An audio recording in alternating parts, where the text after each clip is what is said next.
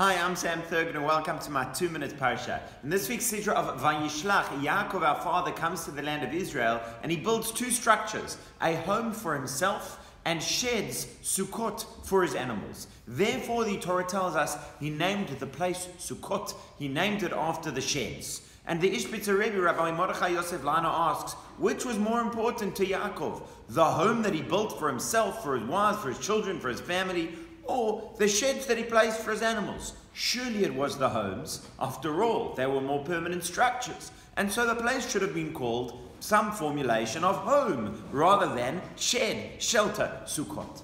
The Ishbitzer says what's going on here as well is a deeper level. There are two kinds of holiness that each of us have access to.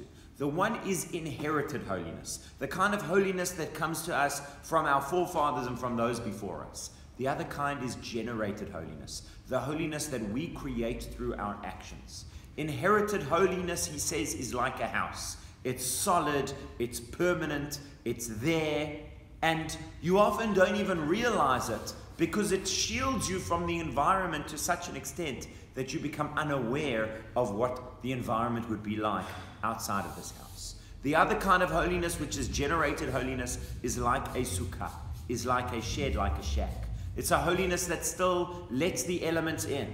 Because you have created it, you are very aware of the difference between what there was with your work and without your work. It's the holiness that Yaakov himself put into his life. And so therefore, when he arrives at the land of Israel, he is sensitive to these two kinds of holiness. The inherited holiness from his forefathers, Abraham and Yitzchak, from his mother, Sarah and Rivka. But he also has generated his own holiness. He has built his own mitzvot and his own Torah within his life. And that, to an extent, is even more dear to him. And so it is those Sukkot that gives the name its place. Those Sukkot which represent the holiness that he has created in his own life. May we all merit to do so in our own lives. Shabbat Shalom.